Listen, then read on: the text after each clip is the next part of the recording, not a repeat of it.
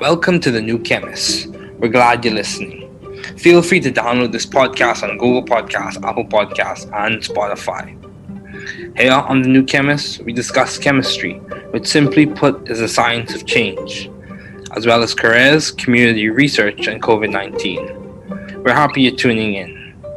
My guest today is Dr. Todd Golub. Thanks for joining me today. It is good to hear from you. Just briefly, I'll inform my audience about you.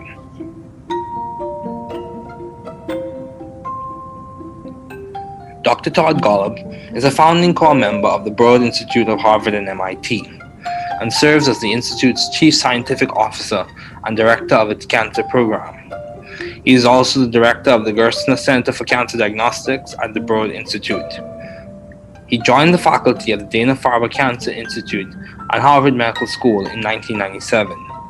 At the same time, he served as the leader of cancer genomics at the Whitehead Institute and MIT Center for Genome Research, which evolved into the cancer program at the Broad Institute, which he has directed since 2004. Dr. Golub is currently the Charles A. Dana Investigator in Human Cancer Genetics at the Dana-Farber Cancer Institute and Professor of Pediatrics at Harvard Medical School.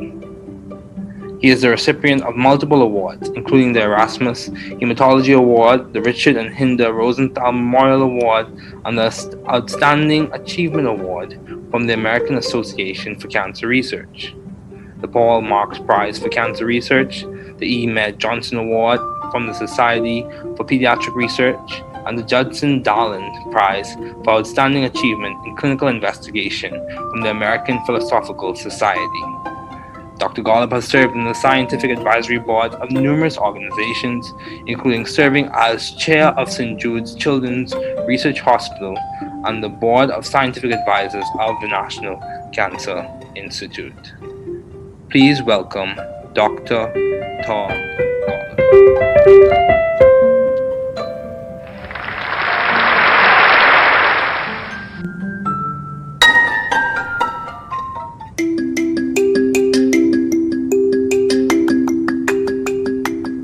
Okay, Dr. Golub, thanks for joining me today. It is good to have you on.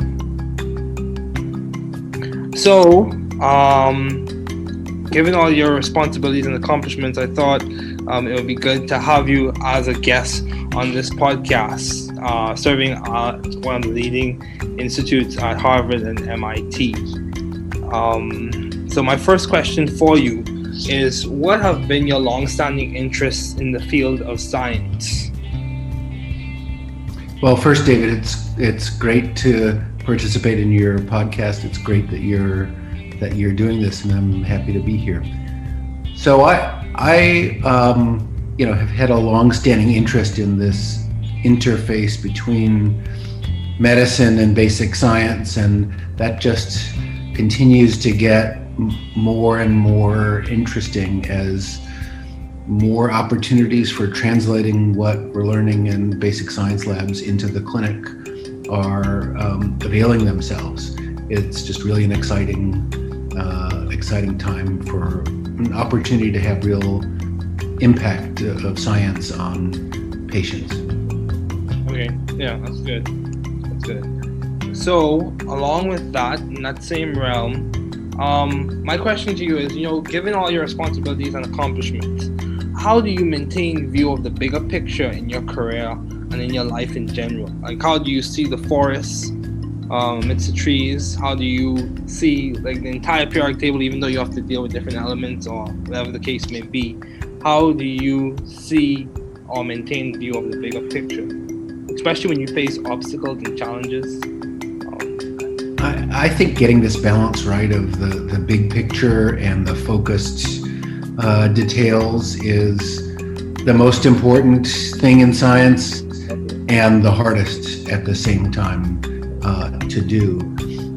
My view is that the big picture is super critical because you need the big view of where you're going and why you're bothering to go there, because otherwise, what's the point of of a particular experiment if it's not taking you someplace you want to go, whether that's a concrete goal of trying to cure some disease like cancer that I'm particularly interested in, or if you're trying to go down the path of unfettered discovery to discover something that's fundamentally new. Having the big picture is critical. How do you do that? I'm not sure I have a recipe, except that the question that I like to ask myself and members of my lab all the time is, let's imagine that the experiment that you're planning now were to be as successful as you hope it will be. Okay. Will it make a difference? And will people care? In my view, the worst possible experiment or project is one that's successful in the narrow sense, but nobody cares. Nobody pays attention to it, doesn't really move the needle, doesn't impact the field. And so there we shouldn't be so excited about a project that is, successful in some way, but doesn't really advance the field. I'd rather strike out and not be successful on a really important project that has the potential to matter than do something that just doesn't make any difference. So I think trying to keep that eye on the ball on the big problem you're trying to solve and not be too distracted or demoralized when the shorter term obstacles pop up, as they always do. The goal isn't to solve the short term obstacles and problems. The goal is to solve some bigger picture question and persevere through the roadblocks that get in your way. Yeah, I completely agree. Perseverance is very important, especially in this time where a lot of people are facing different challenges, even in the academic sense, with classes being in a different format than what they used to, or in an economic sense with the loss of jobs. So, along the same lines, how have you been adaptive and or creative in the field of science? You work at one of the most prestigious schools. How have you been adaptive or creative? What project that you are currently working on or have worked on? What project would you say has been like the hallmark of your creativity, if you had to label one as such?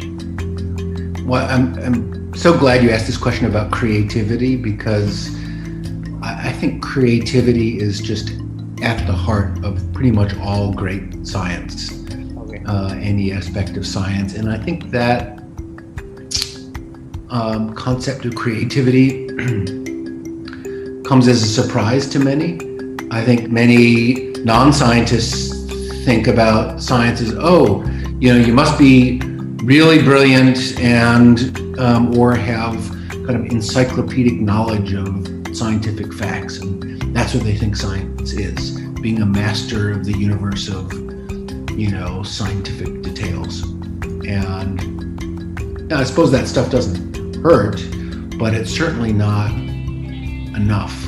And so I think of what's most important in science is what you said, and that's creative thinking about a new approach to an old problem.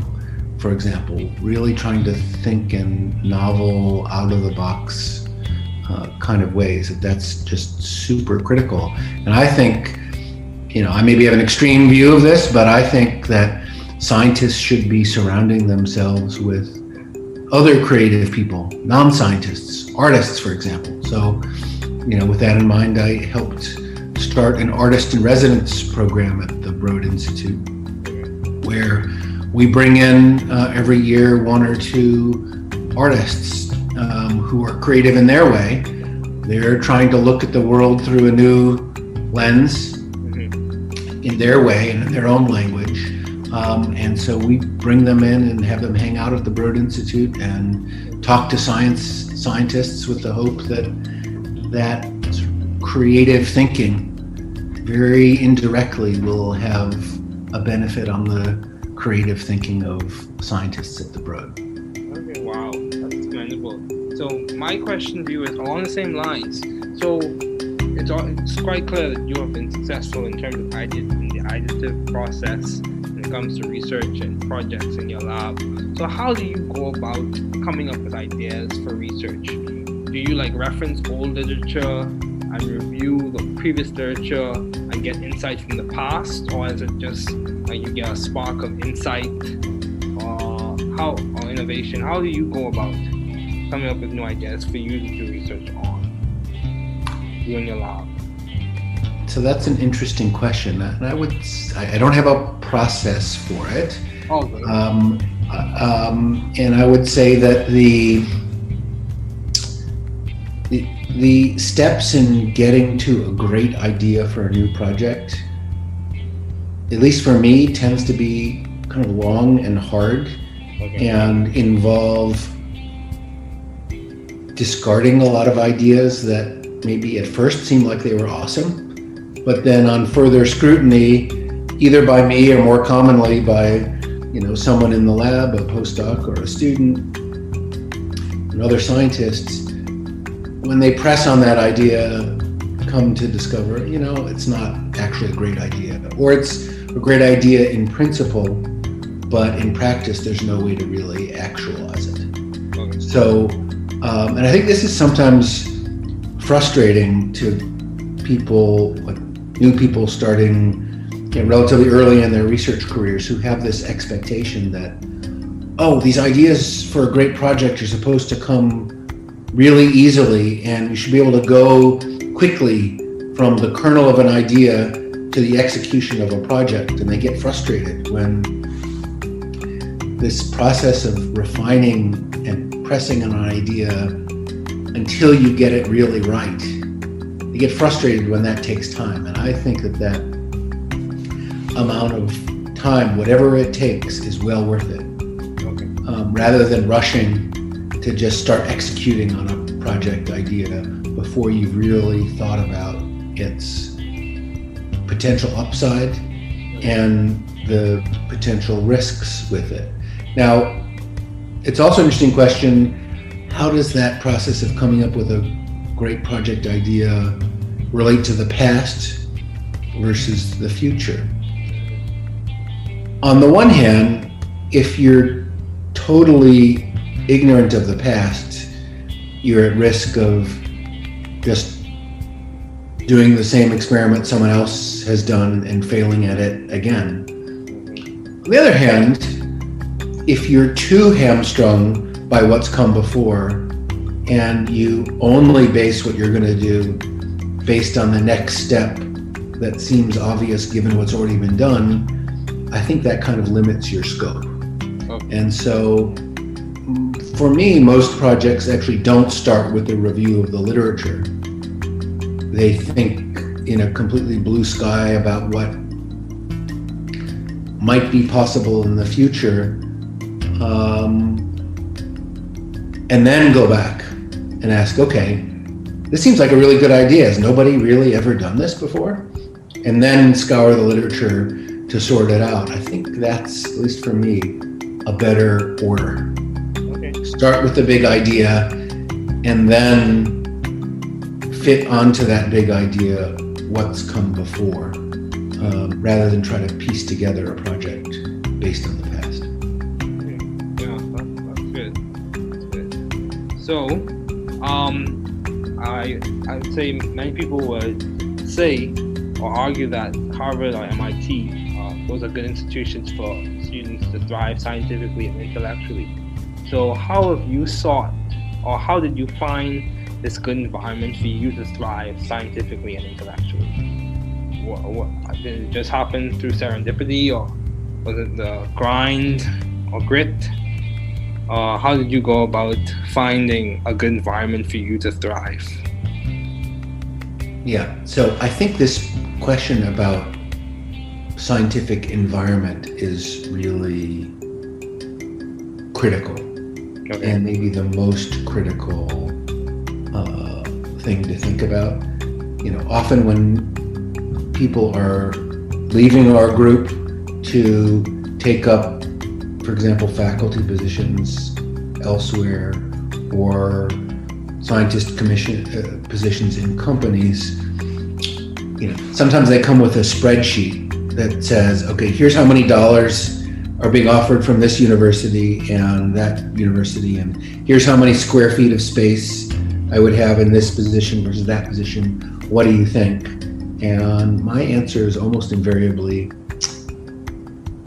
that rarely matters too much. What matters more is the intellectual environment of colleagues and trainees that you're surrounded by. And if that's awesome, whatever resources available is probably going to be sufficient.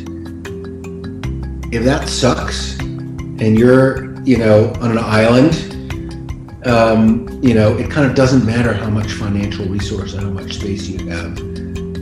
It's going to be tough going. So I think this scientific environment question of being, the environment in which there's a collaborative spirit and a critical mass of scientists who are thinking about some similar questions, but not in the identical way.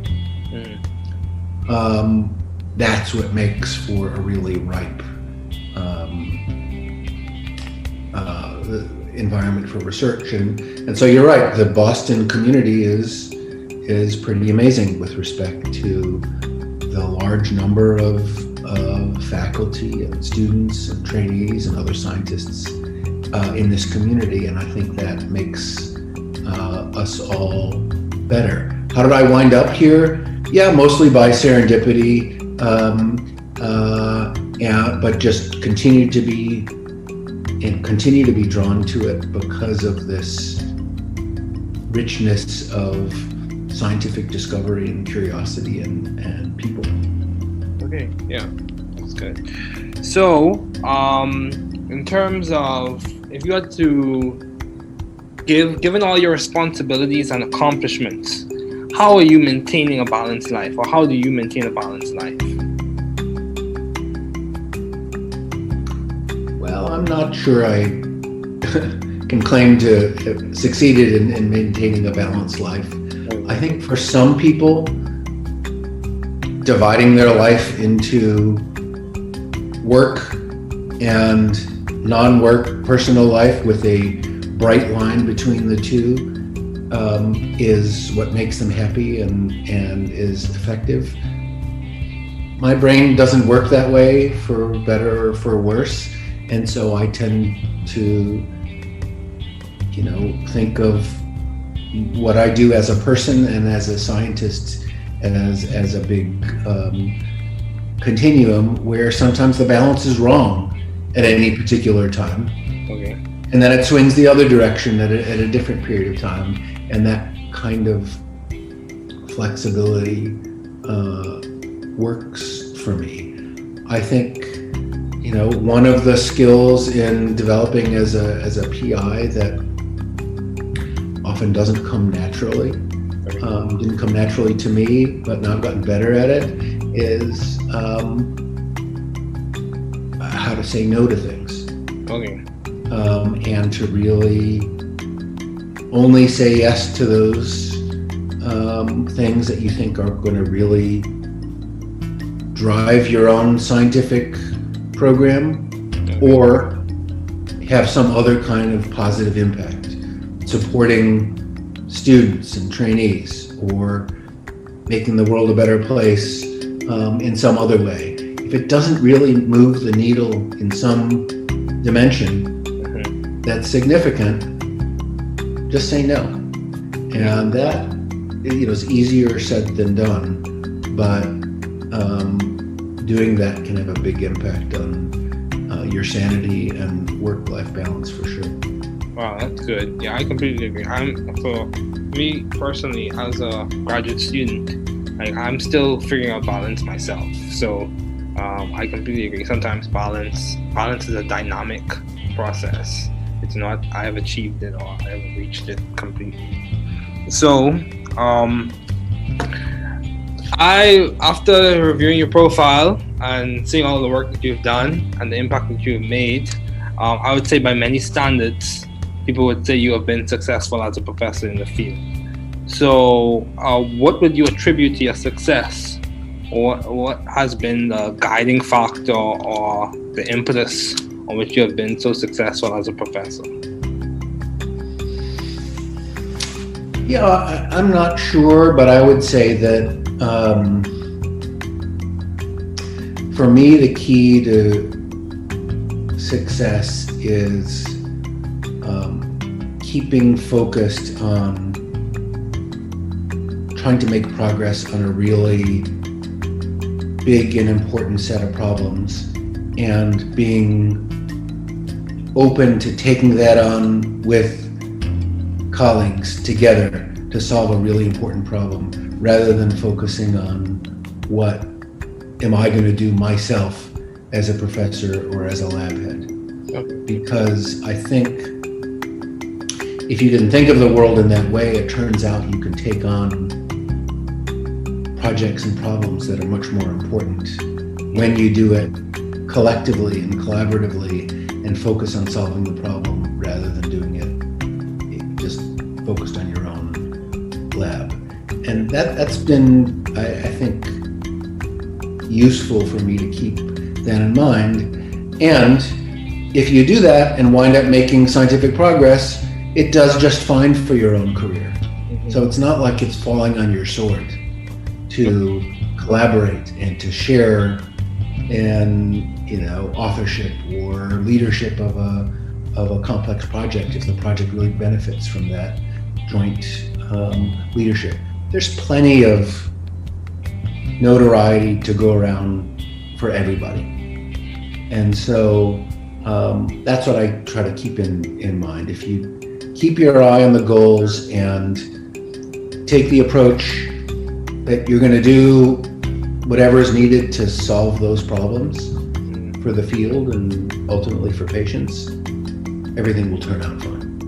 Okay. Yeah, that's good. So, at the Broad Institute, I noticed there's a lot of collaboration. You mentioned how you even have collaborations from people who may not work directly in the field of science, as you mentioned with the artists in residence. So how have you maintained vision and teamwork in your environment? What has been how have you done that? Yeah, so I think the key to teamwork, I think, is having a goal that everyone is excited about. Okay. Feels like there's common cause. Yeah, that's a really important problem that I couldn't solve by myself, but I could be part of solving it together with others. And so, if the problem you're trying to solve isn't very important, why put up with the complications of some kind of complex, collaborative, team-based approach to science? Much simpler to do things just in your own group.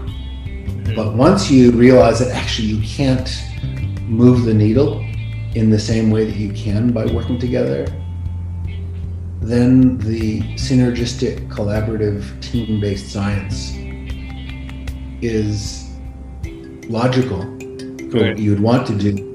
And you're happy to put up with the occasional complexities of, sometimes decision making is less straightforward when you have multiple leaders working together to solve a problem than it is if you just have an individual leader. Oh well, that's part of the cost of taking on a project which, if successful, will really change the world.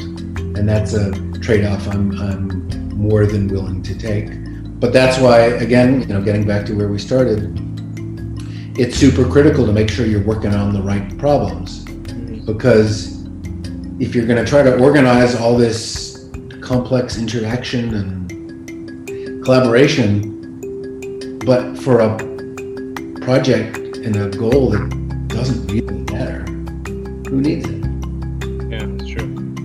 And similarly, I think, some people have what I think is a bit of a fantasy that if you simply put people from different disciplines together in the same building, for example, or on the same floor, or around a coffee machine, that somehow a beautifully synergistic multidisciplinary discovery will come out of it.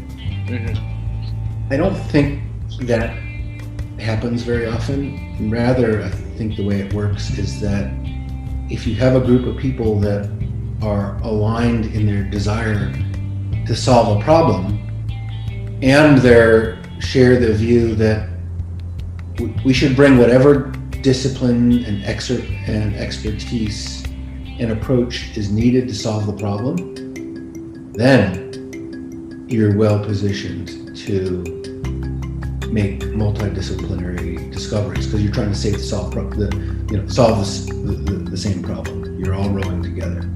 Okay. So, taking a shift or switching gears, why did you choose medicine as a field to do your doctoral studies in? Why did you choose to go to med school? So, like many people, coming out of college, I was torn between, should I go to graduate school? Should I go to medical school? Should I do MD, PhD? And, I was tortured by that distinction, as many are. In the end, I decided to go to medical school, trying to pack in as much laboratory research as I could as a medical student, because I decided that in the end, I was really intrigued by medical problems. I was motivated by wanting to help patients, and I like the idea of the science inside medical challenges, and that to really do that well required really understanding the nature of the problem. So I don't see patients anymore. I don't take care of patients anymore, but I'm really glad that I did medical training, because I feel like it helps me understand the problems that are really in need of solutions. It helps me understand what's feasible in a hospital healthcare kind of setting, and that's very rewarding. Because I didn't do a PhD, there are some fundamental gaps in my fund of knowledge that you could say, well, that's a handicap, and it probably is in some ways. On the other hand, sometimes focused training that can happen in a PhD puts the blinders on in a way that overly narrows a focus in a particular area. And so my possibly, naive view of science also has certain upsides in that I feel like I've had kind of an open mind to possibility, because I haven't been too constrained by, having been down an alternate path before. Okay. Yeah, that's good. Yeah, I could say a lot of people do encounter the challenge where they are pressed between or trying to decide between grad school, med school, and the PhD. Yeah, that is definitely a battle to fight. But you also did pediatrics as your residency. Why did you choose pediatrics as opposed to internal medicine or oncology or medical oncology or radiation oncology? Why did you choose pediatrics? So the honest answer is that I found pediatricians to be really nice people. Okay. And we discussed before, the environment that you're in is a really important part of work. And so I liked being surrounded by pediatricians, because I thought they were genuine, nice people. Tend to have, compared to other medical disciplines, perhaps not as big an ego as others, and that kind of appealed to me. And of course, I liked interacting with kids and young families, and I liked the experience of helping young parents through really difficult emotional challenges, independent of the medicine and the science behind it. I subspecialized in pediatric oncology, and when young parents are faced with the news that their kid has cancer, that's the worst possible news most parents can imagine. And so having to break that news to them, on the one hand, was very difficult and unpleasant. On the other hand, it was one of the things that brought me the greatest satisfaction as a doctor, because if you can help a family through the darkest period for them and help them see a ray of light and help them understand something really complex and help them see that there's reason for hope without sugarcoating it, then you've really done something personally meaningful, and that brought me a lot of pleasure. And so in an ironic way, that aspect of delivering bad news is something I miss, because doing that well, I think, can be such a help to patients and families, and doing that poorly, is awful. And so that was a skill I enjoyed developing. Yeah. I actually have a relative who's a pediatrician, and he echoes some of the same sentiments in that, my dad is a pediatrician, he echoes some of the same sentiments in that one of the things he enjoys seeing is how resilient children can be, even in the midst of facing those challenges with diseases and stuff like that. So, no, their kids are amazing, both emotionally, in what they often, unfortunately, have to endure, and medically, they're amazingly resilient. Their bodies are amazingly resilient and adaptive, and so there's also some really interesting science in there as well. I agree. So as we conclude, do you have any advice to those wanting to pursue the field you are currently working in, studying in, matriculating in? If you had to give advice to whether it be scientists who are facing challenges in the midst of COVID, or undergraduates who aspire to a profession that you're working in any of those areas, what advice would you give?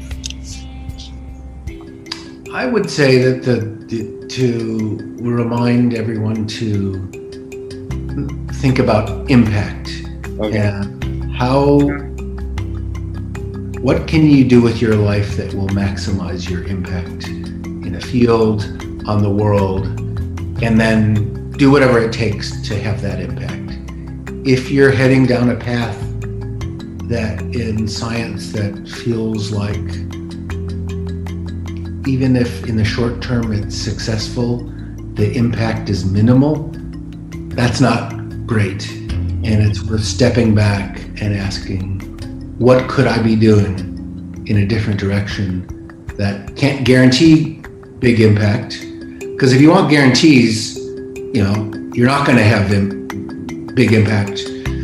The guaranteed successes gives you incremental success. It doesn't give you the really dramatic impact that I think we'd all like to have. And so that means being willing to take on some risk, and I think that's okay and good. But just make sure that the potential for big impact is there, because if it's not, you should be using your talent and your brilliance and your creativity and your motivation and hard work. You should be putting all those skills to work on something more important. I agree. So, Dr. Golub, thank you so much for joining me today. It was good to have you on.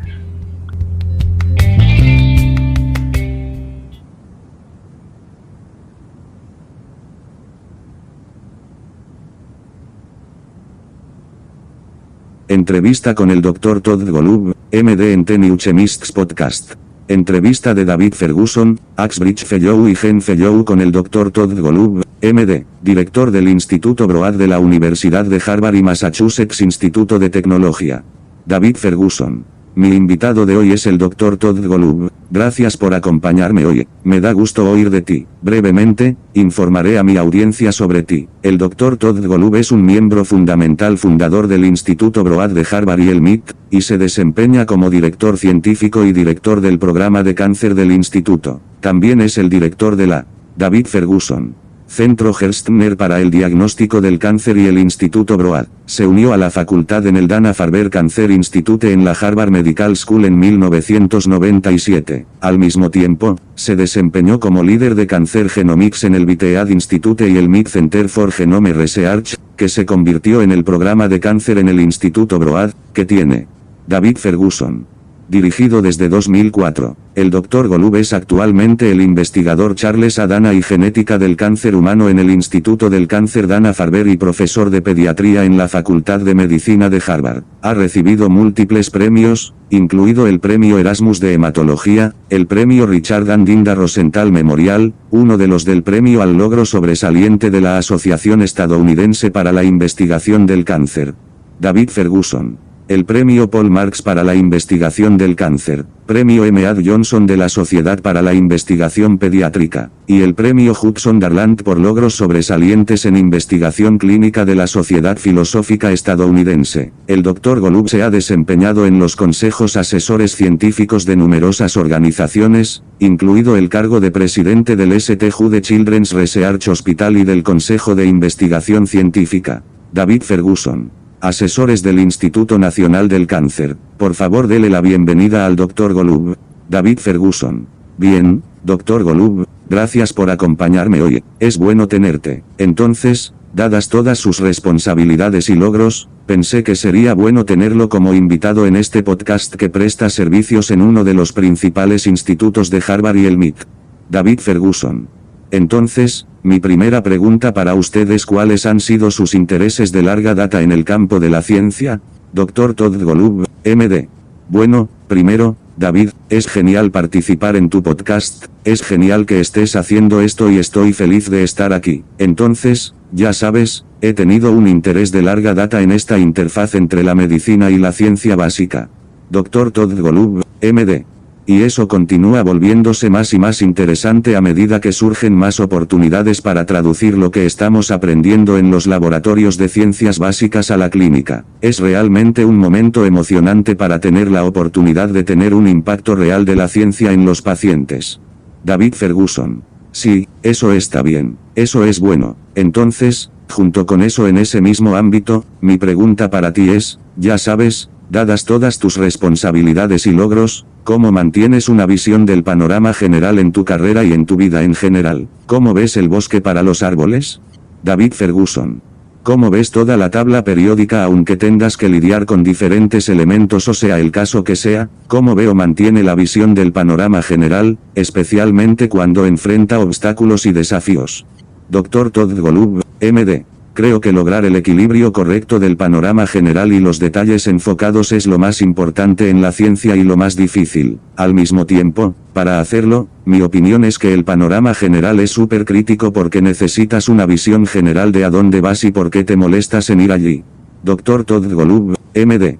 Porque de lo contrario, ya sabes, ¿cuál es el punto de, ya sabes, un experimento en particular si no te lleva a un lugar al que quieres ir, ya sea un objetivo concreto de tratar de curar una enfermedad como el cáncer en la que estoy particularmente interesado, o si está tratando de seguir el camino del descubrimiento sin restricciones para descubrir algo que es fundamentalmente nuevo.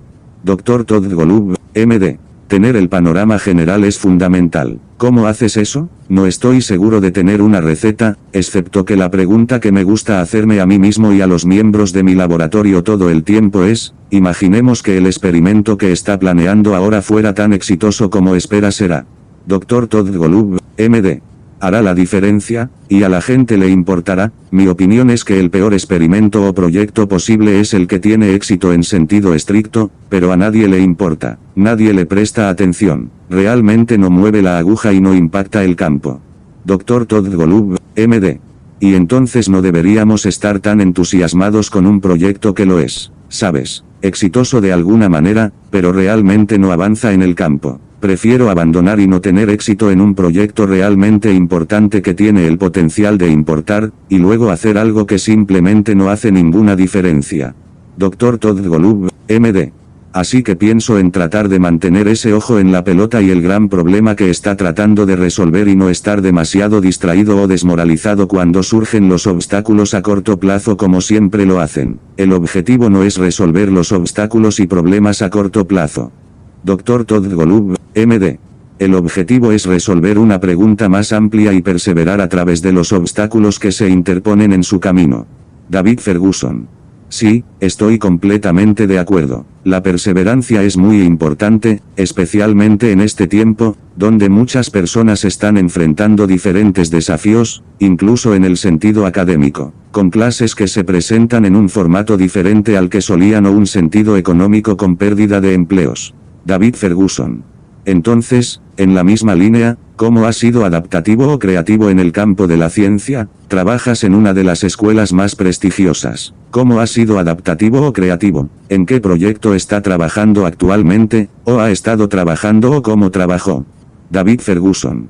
¿Qué proyecto dirías que ha sido el sello de tu creatividad si tuvieras que etiquetar uno como tal? Dr. Todd Golub, MD.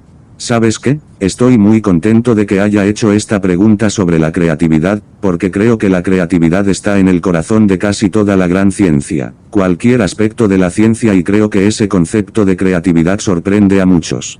Dr. Todd Golub, MD.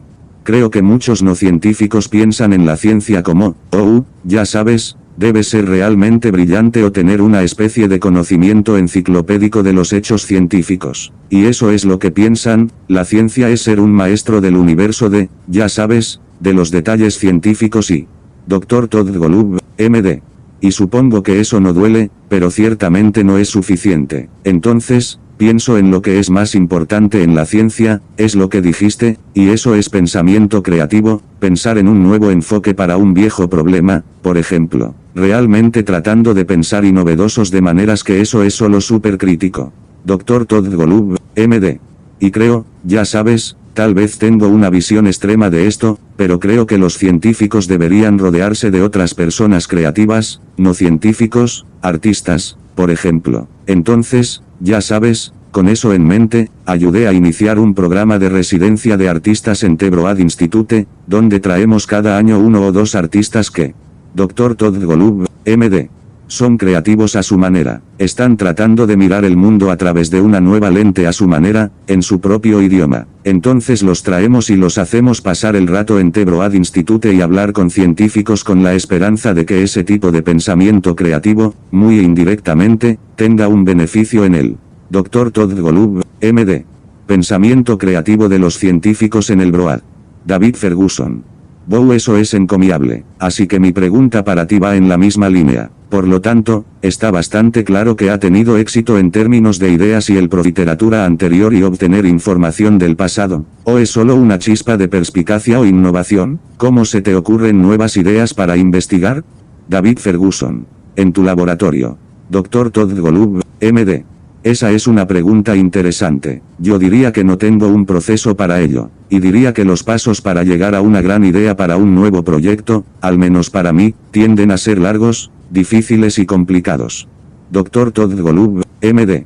Descartando muchas ideas que tal vez al principio parecían geniales, pero luego con un mayor escrutinio, ya sea por mí o, más comúnmente, por alguien en el laboratorio, un postdoctorado o un estudiante y otros científicos. En eso, cuando presionan sobre esa idea, llegan a descubrir, ya sabes, que en realidad no es una gran idea o es una gran.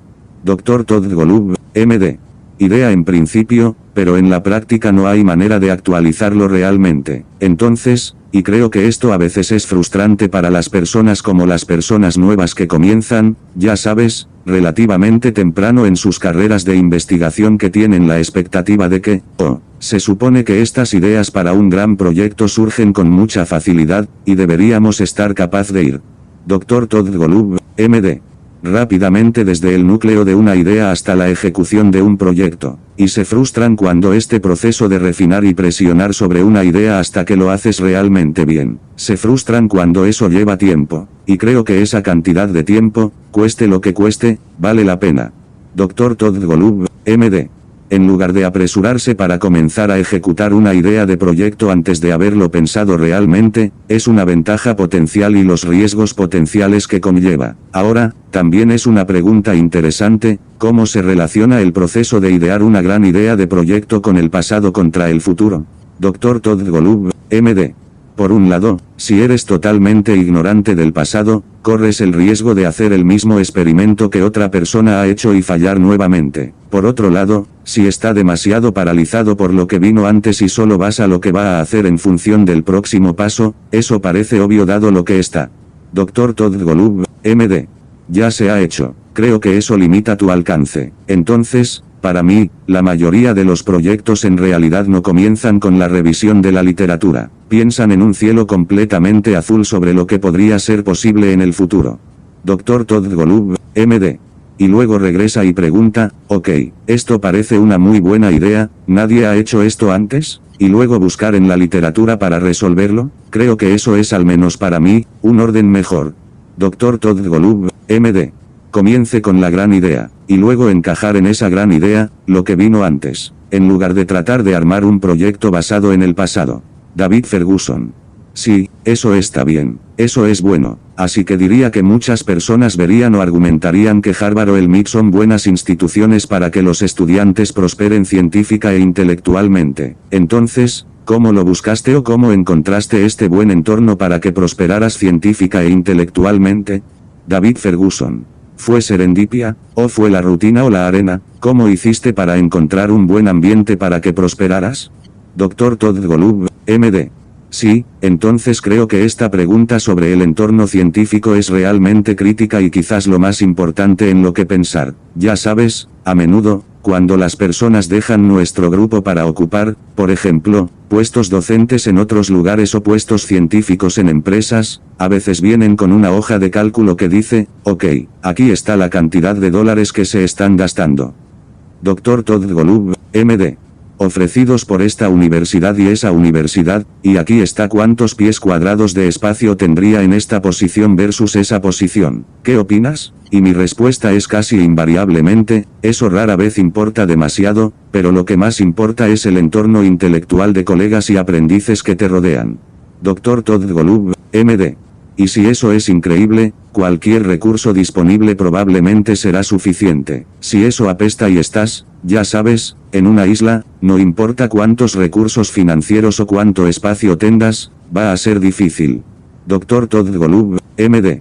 Así que creo que este entorno científico es cuestión de ser, ya sabes, el entorno en el que hay un espíritu de colaboración y una masa crítica de científicos que están pensando en cuestiones similares, pero no de la misma manera. Eso es lo que lo convierte en un realmente maduro. Dr. Todd Golub, MD. Entorno para la investigación. Y tiene razón, la comunidad de Boston es bastante sorprendente con respecto a la gran cantidad de profesores, estudiantes, pasantes y otros científicos en esta comunidad, y creo que eso nos hace mejores a todos. Dr. Todd Golub, MD. ¿Cómo terminé aquí? Sí, sobre todo por casualidad. Sí, pero siguió siéndolo y me sigue atrayendo debido a esta riqueza de descubrimiento científico, curiosidad y personas. David Ferguson. Está bien, sí, eso es bueno. Entonces, en términos de si tuviera que hacerlo, dadas todas sus responsabilidades y logros, ¿cómo mantienes una vida equilibrada o cómo mantienes una vida equilibrada? Dr. Todd Golub, MD. Bueno, no estoy seguro de poder afirmar haber logrado mantener una vida equilibrada. Creo que para algunas personas, dividir su vida en trabajo y vida personal no laboral con una línea clara entre los dos es lo que los hace felices y es efectivo. Dr. Todd Golub, MD. Mi cerebro no funciona así, ni para bien ni para mal. Así que tiendo a, ya sabes, pensar en lo que hago como persona y como científico y como un gran continuo en el que a veces el equilibrio está mal en un momento determinado. Dr. Todd Golub, MD. Y luego gira en la otra dirección, en un periodo de tiempo diferente. Y ese tipo de flexibilidad funciona para mí. Creo que, ya sabes, una de las habilidades para desarrollarme como PI, investigador principal, que, a menudo, no es natural o no me resulta natural, pero ahora he mejorado en eso. Dr. Todd Golub, MD. cómo decir no a las cosas y realmente, solo decir sí a aquellas cosas que cree que realmente impulsarán su propio programa científico o tendrán algún otro tipo de impacto positivo apoyando a estudiantes y aprendices o haciendo del mundo un lugar mejor en algunos otra manera. Dr. Todd Golub, MD. Si realmente no mueve la aguja en alguna dimensión, eso es significativo, solo dino. Y eso, ya sabes, es más fácil decirlo que hacerlo. Pero hacer eso puede tener un gran impacto en su cordura y equilibrio entre el trabajo y la vida, sin duda. David Ferguson. Wow, eso es bueno, estoy completamente de acuerdo. Personalmente, como estudiante de posgrado, todavía estoy descifrando el equilibrio, así que estoy completamente de acuerdo. A veces, el equilibrio del equilibrio es un proceso dinámico. No lo es, lo he logrado o lo he alcanzado por completo. David Ferguson. Entonces, después de revisar su perfil y ver todo el trabajo que ha realizado y el impacto que ha tenido, diría que, según muchos estándares, la gente diría que ha tenido éxito como profesor en el campo. David Ferguson. Entonces, ¿a qué atribuiría su éxito o cuál ha sido el factor rector o el ímpetu en el que ha tenido tanto éxito como profesor? Dr. Todd Golub, MD.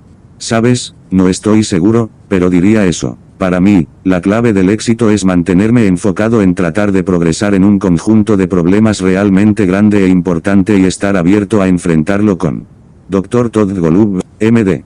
Colegas para resolver problemas realmente importantes en lugar de centrarme en lo que voy a hacer yo mismo como profesor o como jefe de laboratorio, porque creo que si no pensaras en el mundo de esa manera, resulta que puedes asumir. Dr. Todd Golub, MD.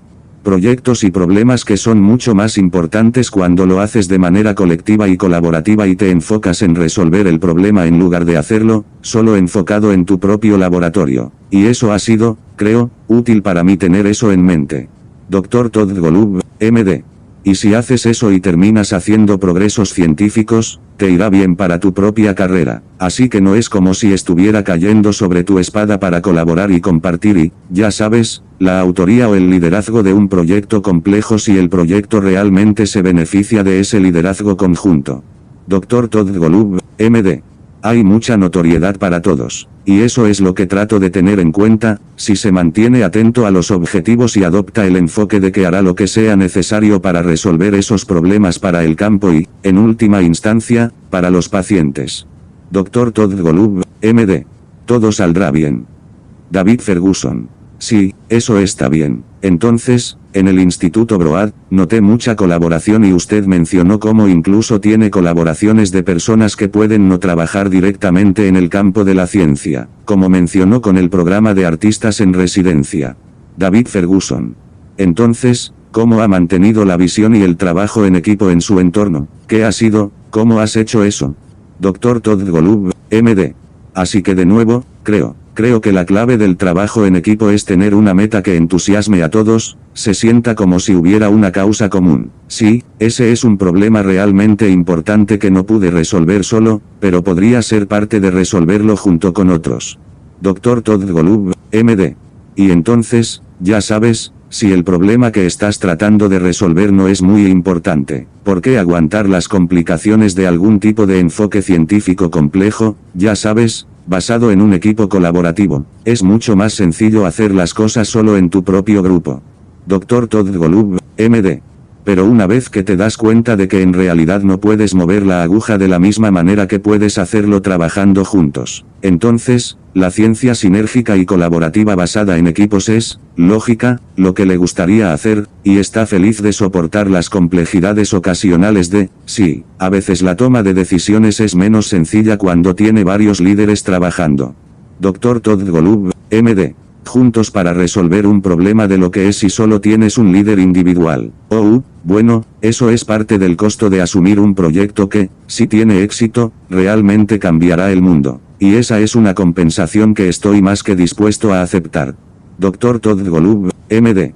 Pero es por eso que, de nuevo, ya sabes, volviendo a donde empezamos. Es muy importante asegurarse de que está trabajando en los problemas correctos porque si va a tratar de organizar toda esta interacción y colaboración complejas, pero para un proyecto y una meta, eso realmente no importa, ¿quién lo necesita? David Ferguson. Si eso es verdad. Dr. Todd Golub, MD.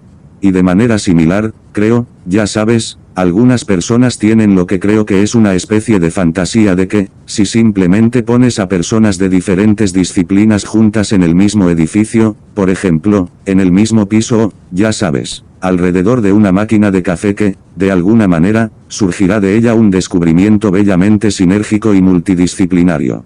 Dr. Todd Golub, MD.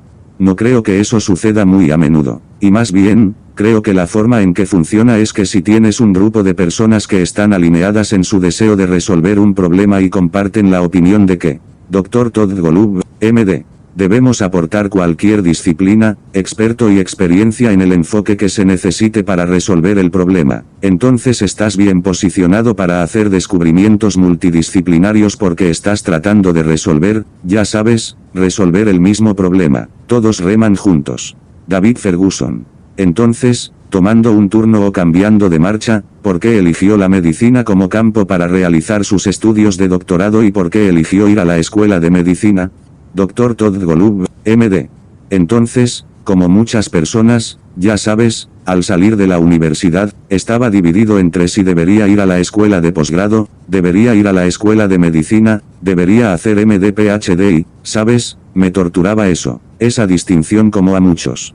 Dr. Todd Golub, MD. Al final, decidí ir a la escuela de medicina tratando de acumular tanta investigación de laboratorio como pudiera como estudiante de medicina porque al final lo decidí. Estaba realmente intrigado por los problemas médicos. Me motivaba querer ayudar a los pacientes. Dr. Todd Golub, MD. Y me gustó la idea de la ciencia dentro de los desafíos médicos y que para hacerlo realmente bien se requería comprender realmente la naturaleza del problema. Así que ya no veo pacientes, ya no atiendo pacientes, pero estoy muy contento de haberlo hecho, formación médica, porque siento que Dr. Todd Golub, MD.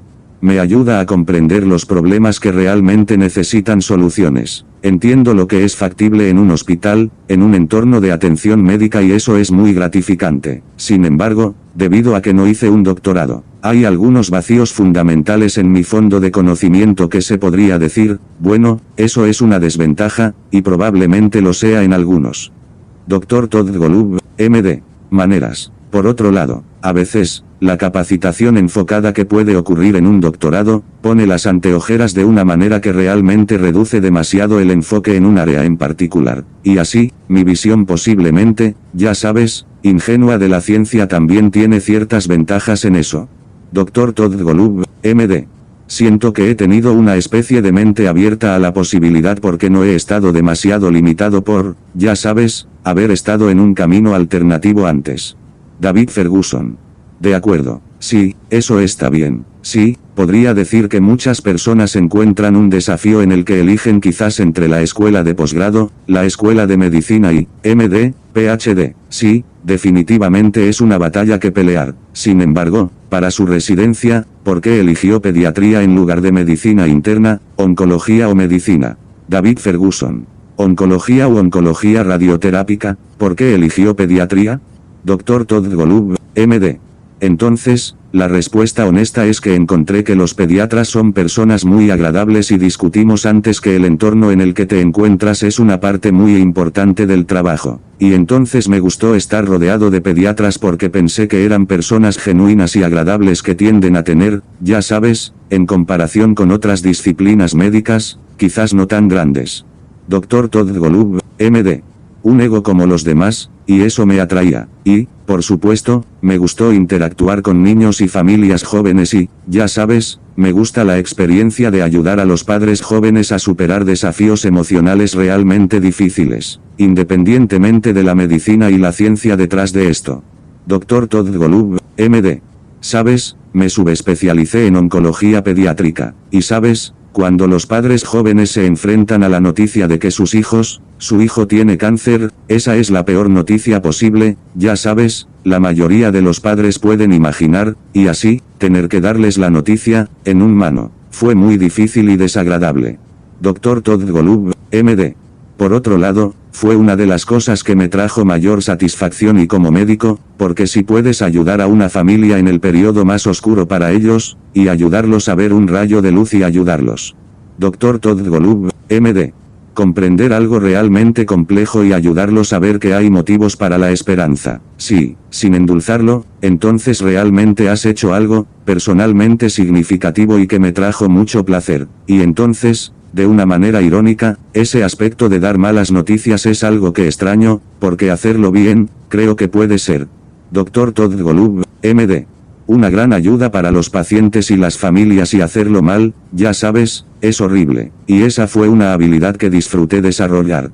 David Ferguson. Sí, en realidad, tengo un pariente que es pediatra, Dr. W. Ferguson, MD, padre, y comparte algunos de los mismos sentimientos en eso. Sí, mi papá es pediatra. Se hizo eco de algunos de los mismos sentimientos, y esa es una de las cosas que le gusta ver, cuán resistentes pueden ser los niños. David Ferguson. Incluso en medio de enfrentar esos desafíos con enfermedades y cosas así. Dr. Todd Golub, MD. Ya sabes, sus hijos son increíbles tanto emocionalmente como lo que, lamentablemente, a menudo tienen que soportar y, ya sabes, médicamente, son increíblemente resistentes y sus cuerpos se adaptan asombrosamente. Ya sabes, también hay algo de ciencia realmente interesante allí. Dr. Todd Golub, MD. Estoy de acuerdo. David Ferguson. Así como concluimos, ¿tiene algún consejo para aquellos que quieran seguir el campo en el que están trabajando actualmente, estudiando, matriculándose en? Si tuviera que dar consejos, ya sean científicos que enfrentan desafíos, en medio de COVID o estudiantes universitarios que quieren o aspiran a una profesión en la que está trabajando y cualquier. David Ferguson. De esas áreas, ¿qué consejo daría? Dr. Todd Golub, MD. Diría eso para recordarles a todos que piensen en el impacto. ¿Cómo? ¿Qué puedes hacer con tu vida que maximice tu impacto en un campo en el mundo? Y luego haz lo que sea necesario para tener ese impacto si te diriges por un camino. Dr. Todd Golub, MD. Que en la ciencia, eso se siente. Incluso si a corto plazo tiene éxito, el impacto es mínimo, eso no es bueno. Y vale la pena dar un paso atrás y preguntar qué podría estar haciendo en una dirección diferente que no pueda garantizar un gran impacto. Dr. Todd Golub, MD. Porque si quieres garantías, sabes que no vas a tener un gran impacto. Los éxitos garantizados te dan un éxito incremental. No te da el impacto realmente dramático que creo que a todos nos gustaría tener. Y eso significa estar dispuesto a asumir algún riesgo. Dr. Todd Golub, MD. Y creo que eso está bien y es bueno. Pero solo asegúrese de que exista el potencial para un gran impacto porque si no es así, debe usar su talento y su brillantez y su creatividad y su motivación y trabajo duro. Dr. Todd Golub, MD. Deberías poner todas esas habilidades a trabajar en algo más importante. David Ferguson. Estoy de acuerdo. Dr. Golub, muchas gracias por acompañarme hoy. Fue bueno tenerte. Grabación original para entrevista realizada en 2020 en The Chemist Podcast.